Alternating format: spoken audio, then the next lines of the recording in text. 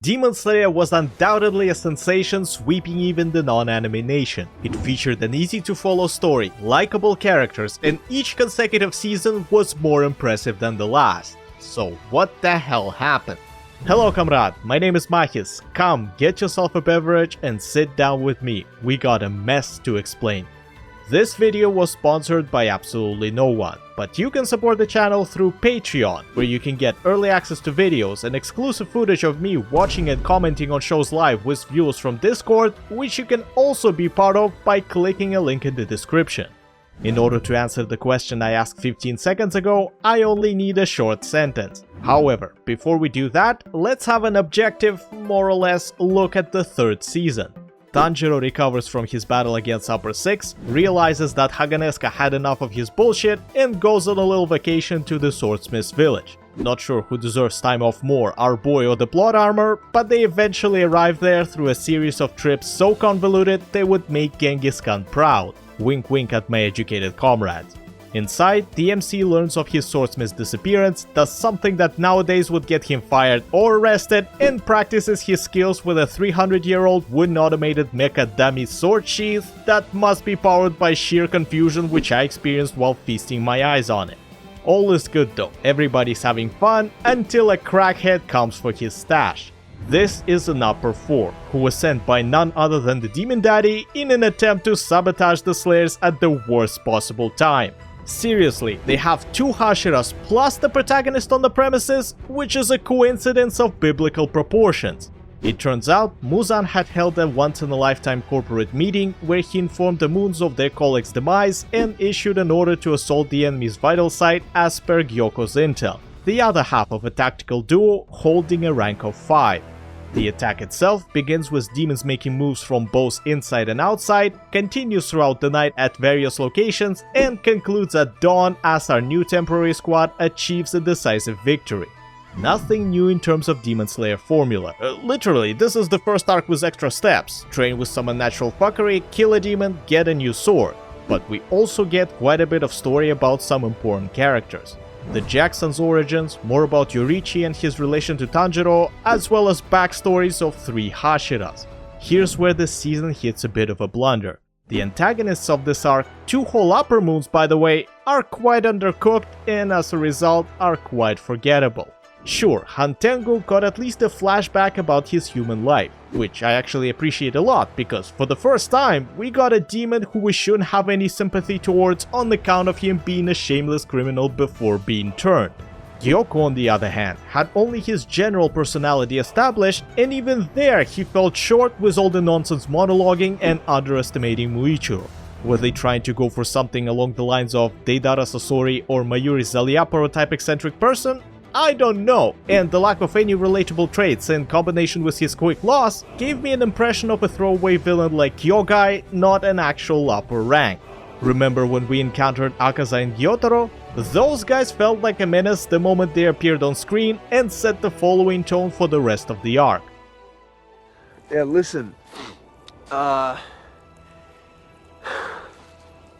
we fucked up. In those 2 instances, each of our squad members had to push past their limits tenfold just to get a chance at defeating their opponents. This time, however, it was a walk in the park. Not to say that they didn't struggle, but the enemies felt weaker. This is what many people get wrong. 5th and 4th are indeed stronger than the 6th, because Muzan talking about Daki often getting in the way of her brother meant that she was compromising his effectiveness and not his actual power level. Think about it, Gyoko has better mobility with his spots, has summons that cause a cringe debuff, and a greater versatility when it comes to types of attacks. Same thing with the Zumi's demon, he just does everything better. There is more of him, he is harder to pinpoint, and has stronger similar abilities minus the poison. Why do they feel so underwhelming then? 2 reasons, one okay, one bad. Firstly, our characters are stronger this time, Muichiro in particular. We were told by Tengen that both the oldest and the youngest Hashiras are exceptionally talented, which gives the kid a decent chance at 1v1ing a lower upper rank, making it seem that the threat is not great. Secondly, we have a common Demon Slayer problem: pacing. Battles here are prolonged, disjointed, and lack drive, that increasingly high-octane balls blazing progression we've seen previously. Here's a prime example. Episode 8 ends with Muichiro getting his mark and slicing through Gyoko's tentacles. But the episode 9 starts with both of them chilling and having a chat. Yes, the random flashbacks in between action scenes did lower my hype, yet just a second ago they were both in the heat of battle, so why are they suddenly talking about nothing? Similarly to that, Hantengo's fight had a bunch of he's standing there menacingly moments, and half of it was Tanjiro chasing a gremlin. Then Mitsuri showed up to help, which she actually did, quite elegantly so, except for the fact that she ran out of juice by the end and made herself look almost like any other generic shonen female character. She was fighting weaker demons, entered the battle much later, and was unharmed. Nowhere Hashira gets tired so quickly and just gives up. Anyway, I'm getting sidetracked here. The sequence of events in which the storytelling is happening was all over the place. It usually goes something like this: a struggle, build up to overcoming it, and resolution. Instead, we got Muichiro stuck in a short flashback, him getting questionably possible oxygen transfer and a long-ass flashback, then a hype moment diluted with more flashbacks conveying the same exact emotion, and a bunch of talking again before finally besting the villain with a few strikes. This pacing kills the mood, and the most obvious case of that is the Nezuko situation. Don't get me wrong, I absolutely love Tanjiro struggling to leave his sister in favor of saving some randos, and Nezuko pushing him away so he can finish the job. But that scene took 5 whole minutes. 5 minutes, Carl, 3 of which were a recap of all the previous events. Do you really think I need to be reminded of what we went through to understand the severity of the situation? No! If anything, the longer this lasts, the less of an impact it has, because you get bored of them trying to squeeze your emotions out. This is the biggest complaint I have about this season. Now, more than ever, they are forcing emotions, and since we don't have poor humans who got turned into demons, they have to make us feel extra sad for the good guys in the fakest way possible. You don't need to tell the same exact thing to your audience 5 times in different ways. We get it. Speaking of things that I get, there were a number of enjoyable ones, like with Muzan of all people. His backstory explained a lot why he behaves the way he does, and artistically, it was done really well. So much so, I had to rewatch this moment a few times because of how powerful it was. If before we've seen him slowly transforming into a monster both literally and figuratively, this was a point of no return. Pun, of course, intended. Oh, and that moment of total disrespect for humans from the family's estate. Mwah!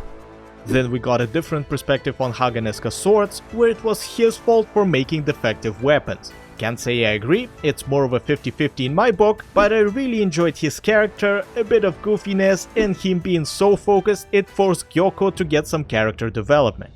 My favorite part of this season though was the slice of life, so to speak. Tanjiro playing with girls, showing that they're still kids, all the interactions during the downtime helping us bond with the characters, and the final goodbye, which got me in the feels a bit because slayers rarely get their deeds recognized. Next, I'd like to talk about another common issue in Demon Slayer: plot armor. Not the Nezuko surviving the sun, that was done as early as episode 1 when she was totally fine during the day. Don't tell me clouds are sunproof, it's not how it works, otherwise demons would have been active in snowstorms and such. I'm talking about shit like this. Pay attention to the sound. Ain't no way he can hear that, because he got his eardrums busted earlier and even said that he can't hear his comrades yelling. Then there's the matter of his broken foot, which would have Conor McGregor him since the bone structure is compromised, and no amount of adrenaline can fix that. But the worst offender in this season is the Demon Slayer mark, which now appears to be something everyone can access if they give themselves enough pep talk. Cause you mean to tell me that Muichiro could just think about what RMC told him and unlock the mark, while Rengoku, who went plus ultra in this bitch, couldn't? On top of that, our boy getting it was such a big deal. We got animation, emotions, new hair for fuck's sake, and this time it just appears? Okay. Suddenly it's a thing just like guns and some wooden magic robots. Where's this all coming from? Same place it came earlier. We had spirits helping Tanjiro, regular people stabbing slayers, Inosuke with his shifting organs ability. We just didn't pay that much attention to it because there were other things to look at. Yeah, this is why people are dropping this show. With the lack of bombastic action that Demon Slayer is known for, its faults become painfully apparent and harder to ignore.